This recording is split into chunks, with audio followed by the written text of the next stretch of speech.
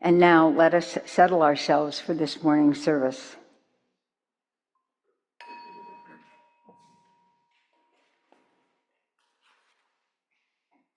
Welcome to the First Unitarian Universalist Society of Albany, also known as Albany UU.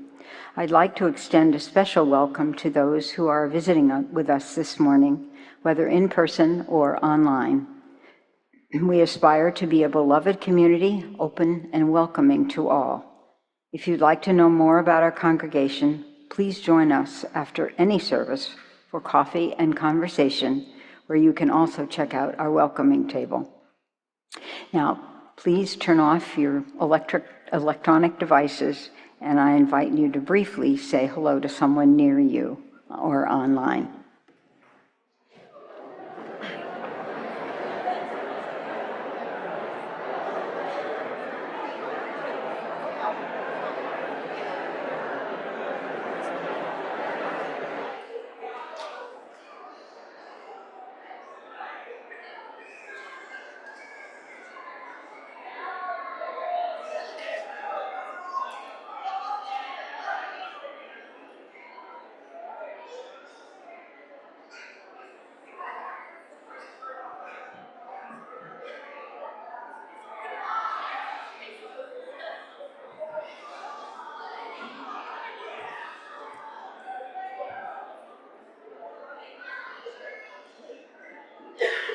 Good morning, everyone. Good morning. It's so good to see you on this first Sunday of June, which is Pride Month. And I'll take this moment to note that Albany UU will have a presence in the Pride Parade next Sunday. So watch your Windows Weekly email or check with the office if you would like more information about how to be a part of it. And it is good to see you here in this service that includes, among other things, the welcome of new members and our annual flower ceremony. If you brought a flower, it is being gathered with the others. And if you didn't, don't worry, there is always enough to go around. And if you're online, I invite you to bring a flower into your space if you wish, or simply take in the beauty of the flowers that we will all see here in a moment. As we come together in anticipation of receiving this beauty, let us gather ourselves, knowing that in a changing world, what we do here today is much like past and future gatherings, and yet it is unique, significant, sacred, beautiful. So let us open the doors of our hearts and minds and let in the light that illuminates the beauty of one another and this world. Welcome to Albany Unitarian Universalist. You are joyfully called to community. Today, instead of an opening hymn and then words as we light our chalice, we are going to sing our chalice lighting. The Castleman-Rogers family is not here due to illness, but the Nims family will light the chalice. And as they do, please remain seated for hymn number 362, Rise Up, O Flame. We will sing it twice.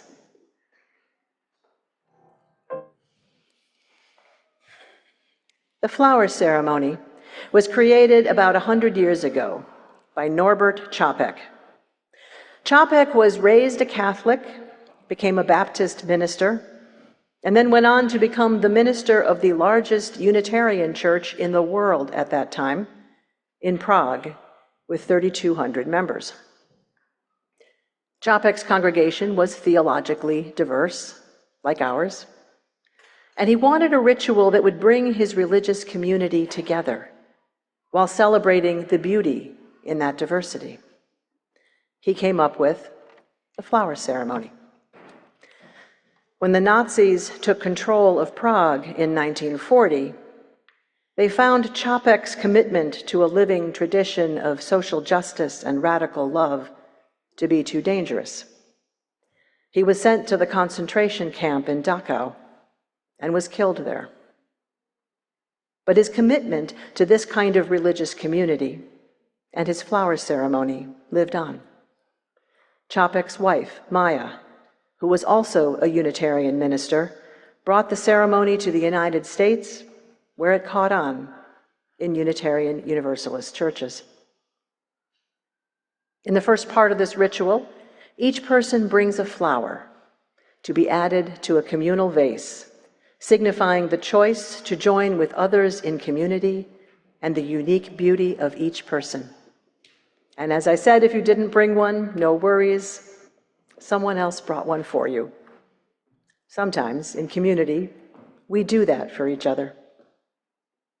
The flowers were gathered as you came in, and we will now welcome them into this service. Let us receive the flowers.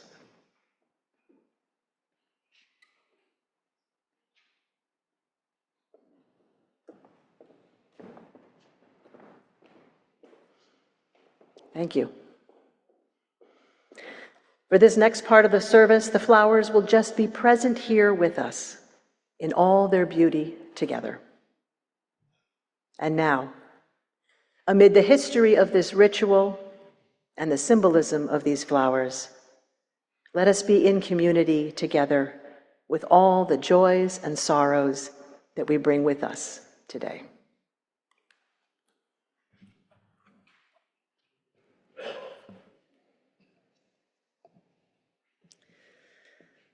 There are so many people here who offer time and energy and commitment to this congregation. The staff are super important, but everything that happens here also happens in part because of members and friends who choose to share their time and their energy and their talent. And I want to offer my gratitude and our collective gratitude for every one of you.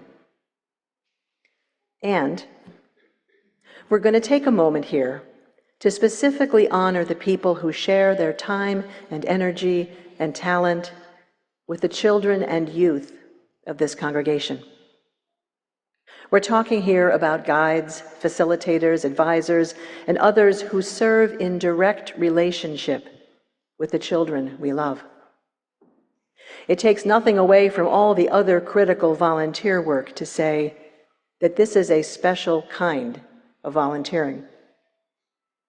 These people help our children and youth learn who they are and how they belong in community. They help them explore their purpose and develop a moral center and live it. And they do this by bringing their whole selves to the work and building relationships that transcend generations. And for much of the congregation, they do all this largely out of sight. So we take this moment to honor the people who share themselves in this way.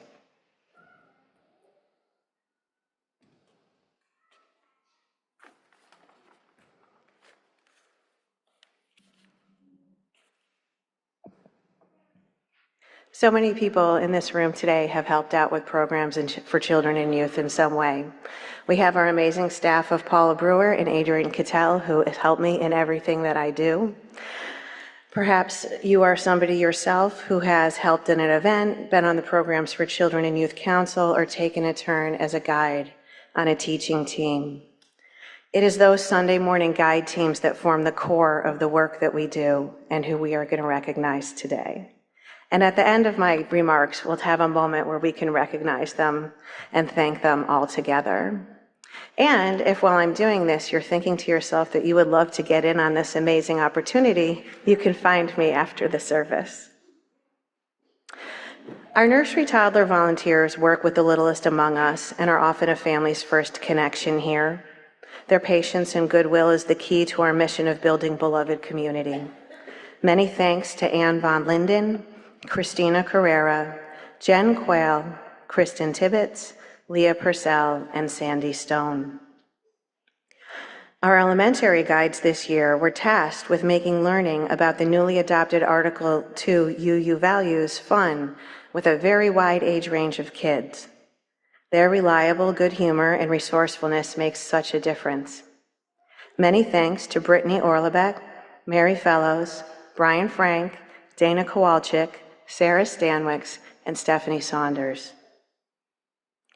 This year's middle school cohort learned about world religions, visiting several other houses of worship, and learning about the sacred spaces and traditions. Learning to be a respectful appreciator of difference is not for the faint of heart. The guides in this group were endlessly supportive and encouraging to their crew. Many thanks to Kathy Vaughn, Hillary Torres, Doug and Laurel Matthews, Danielle Ricard, and Nigel Isaac. Coming of age is a unique experience for our 8th graders and involves a heritage trip to Boston, lots of self-reflection and creative artwork, and a whole bunch of candy and snacks. The patient kindness of these facilitators makes it all possible, and so we thank Jeffrey Saddam and Nelson Jacobs Moore. And then there is youth group. Youth group is a whole vibe, and the volunteers who work with Adrian in this space are its curators. The safe space our teenagers enjoy in room B8 is priceless. And for this, we thank Liz Richards-Hart and Winston Hagborg. And last but not least, on the first Sunday of each month, there are 2 folks who make Family Chapel happen for our children, youth, and their families. And I thank Lois Bailey and Rich Baldus for their insane amounts of help this year. So now, if I have said your name, I invite you to stand up, and I invite the congregation to join me in a round of applause for these wonderful folks.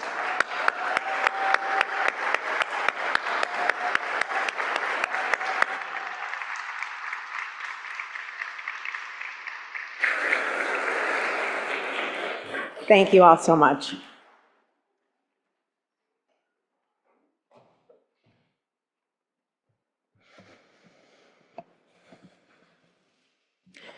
It is a joy to honor those among us who we entrust with the sacred work of guiding the children and youth of this community. And it is also a joy to welcome new members of all ages into this congregation. And we get to do that now. Those of you who are becoming members today, please come forward, along with our board president, Jan McCracken, and our welcome team leader, Barb Manning.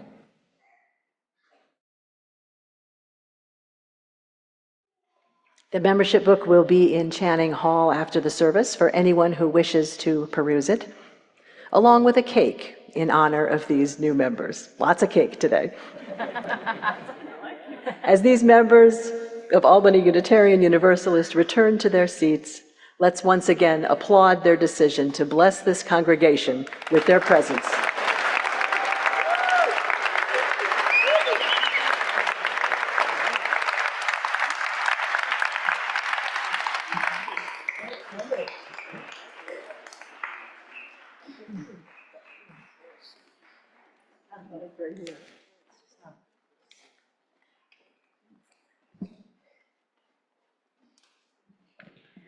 This community, where we rejoice in our growing and learning together, is here because of the generosity of those who came before and those who are here today.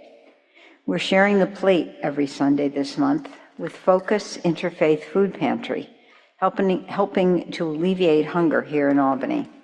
Every weekday morning, the Focus Food Pantry offers Albany families a 6-day supply of food, as well as personal care items and milk vouchers.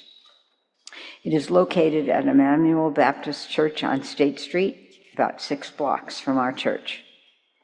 Today, all contributions that are not specifically designated as 100% pledge contributions will be split 50-50 between our operating budget and Focus. Please give today in whatever amount feels right for you. If you are online, you can click on the tiny URL link in the chat window to contribute, or you can text the number shown on the screen indicating the amount and purpose as shown on the screen, or you can always mail a check. Here in Community Hall, you can give in those ways or place cash or a check in the basket that will come around during the offertory. The offering will be gratefully received.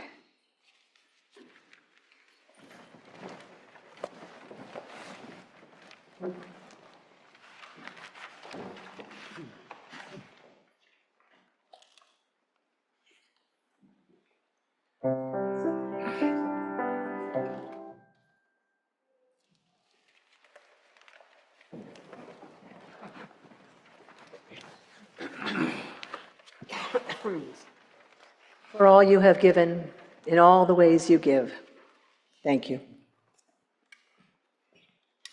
This reading is by John O'Donohue from his book, Beauty, the Invisible Embrace.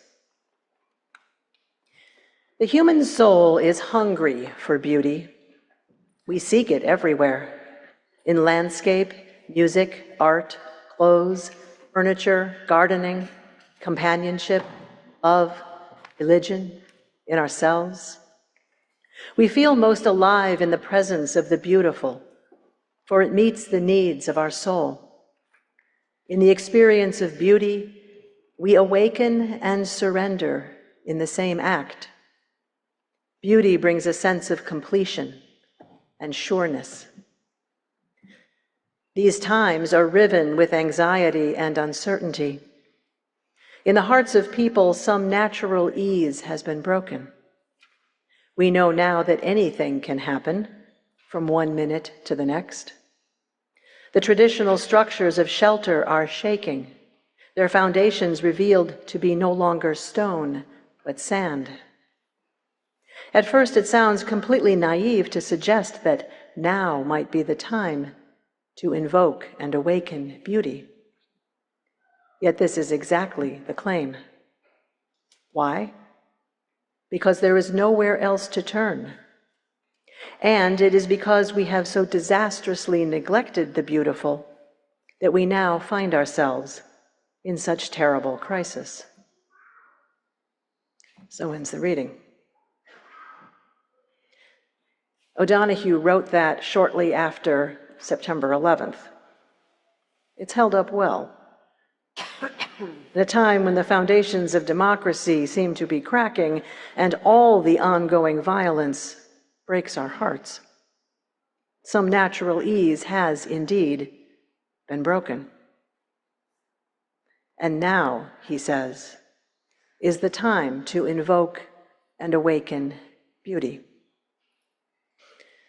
When the poet speaks of beauty, I don't think he means glamour or sexiness or ideal proportions or being pretty or decorative or perfect, but something more life-giving, more essential, something that touches us, moves us, gets us through bleak times, something that we know by its impact on us, rather than how it measures up to some ideal or how others react. Something we need enough to seek everywhere, because it could be anywhere, even amid uncertainty, anxiety, and brokenness. Kintsugi is the Japanese art of repairing broken pottery. The goal is not to return a broken pot to its original condition, or to hide the fact that it was broken.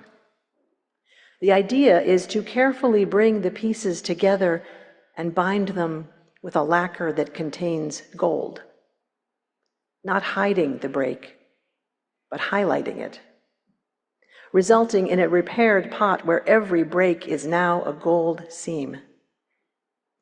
In this art form, there is beauty in the fragments and in the care with which they are brought together into something that many would say is even more beautiful than the unbroken piece ever was. I think the poet would find beauty in imperfect pottery and in imperfect humans. Each of us here, you personally. And I think he would find beauty in imperfect communities. However damaged we might feel at times, there is beauty in each of us and in the care with which we bind ourselves together into something that is not perfect, but is even more beautiful. And yet, the poet says, we neglect that beauty. Why? In part because it takes practice to see the beauty in ourselves and in a world where so much is just wrong. In focusing on all that is not as we would have it be, as we humans tend to do, we can lose sight of what is beautiful. And we also live in a world that calls things beautiful that are not what the poet has in mind. We can be distracted by those things, or just consumed by the tasks of our living. It can be hard sometimes to look up and appreciate the beauty of each of us and the beauty that we create together. I think Čapek had this in mind when he came up with the flower celebration. It's comparatively easy to notice beauty in flowers. And as a metaphor, flowers can be an entry point for practicing seeing beauty here. And an invitation, perhaps, to find in ourselves that same recognition of beauty when we're looking in a mirror or at other imperfect and diverse humans, as we do when viewing a sunset, a work of art, or flowers. In that spirit, I look around this space and I see beauty. And most of it is not in a vase. I see the beauty of friendship, connection, and care. The beauty of courage to face hard things, of commitment and kindness and resilience. The beauty of music and movement and stillness. A chalice flame. The beauty of sharing and learning and celebrating with each other.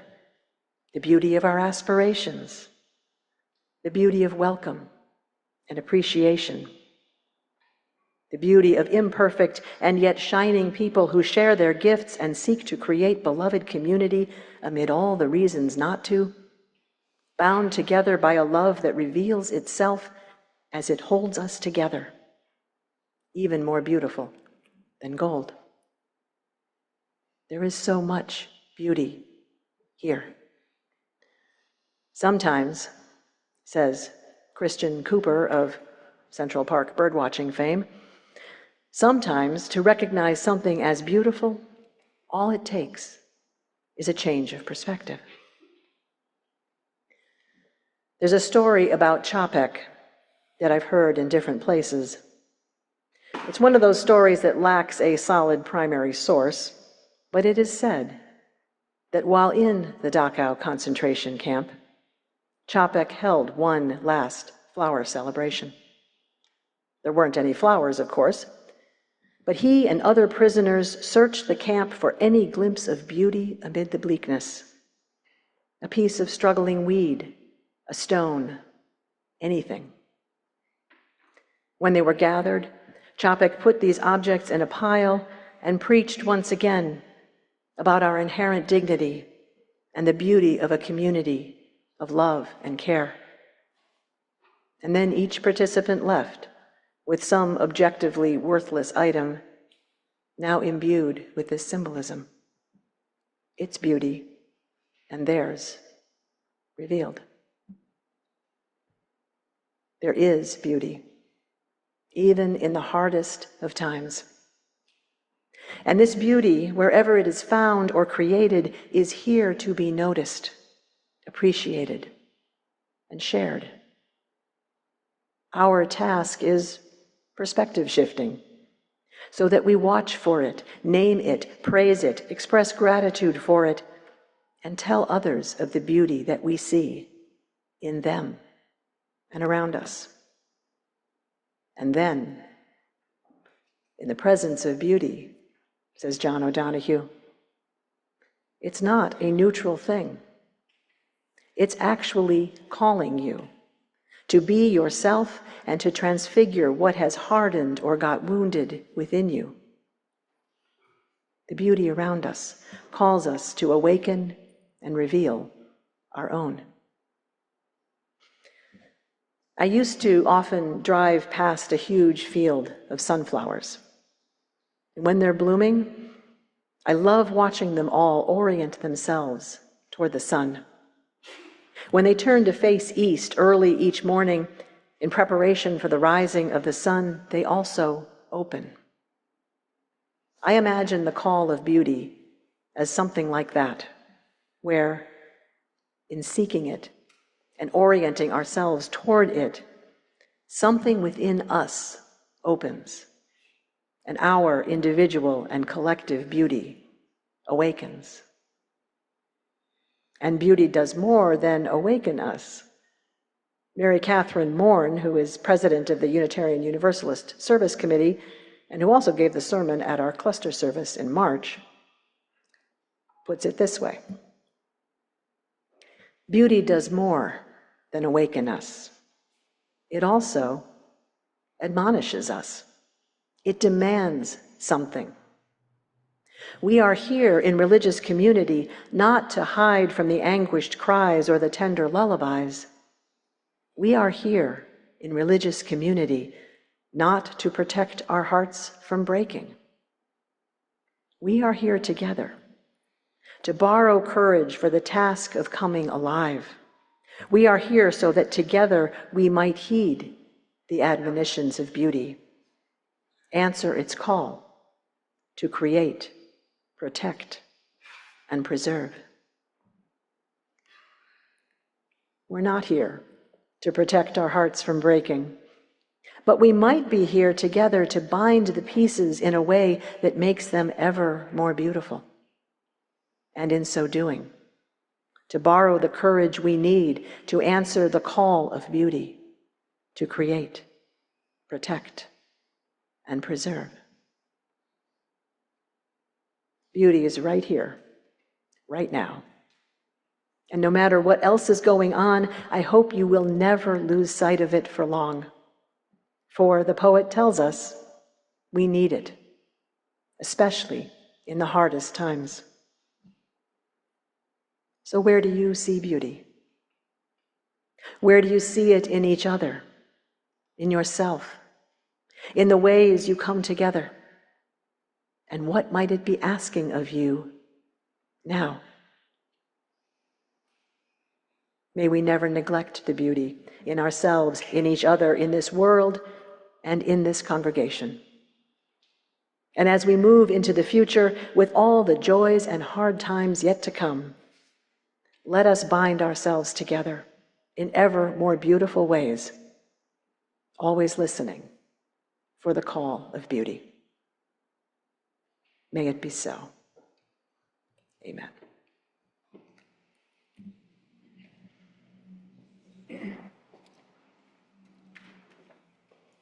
There is beauty in all things, including. Amen. And now that the flowers have been blessed, it is time for each of us to receive a flower, ideally not one that we brought. You can each take it home with you, symbolizing your choice to notice and welcome the beauty of others and to remain connected across all that might divide us. Whether or not you brought one, there is a flower for you.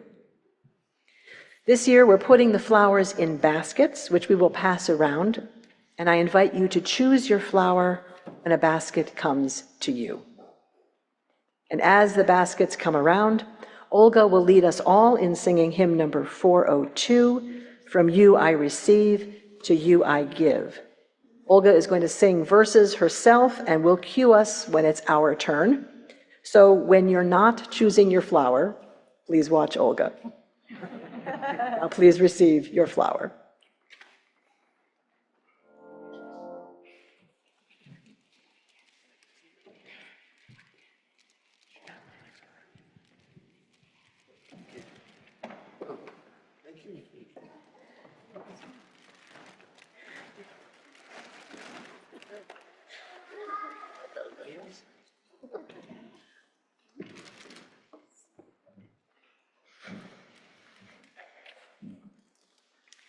May the beauty of the music that we create together and the beauty of the flower in our hands invite us to reveal our own beauty, to notice the beauty around us, and to bind ourselves together ever more beautifully. Long may the call of beauty ring out for us all. Please enjoy the musical benediction, Let the River Run by Carly Simon, sung by the Albany UU Choir.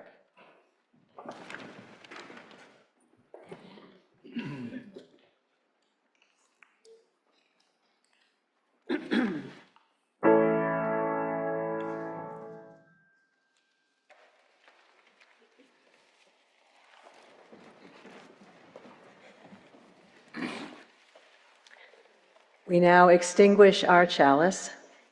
As Debbie extinguishes it, please join in saying our chalice extinguishing words.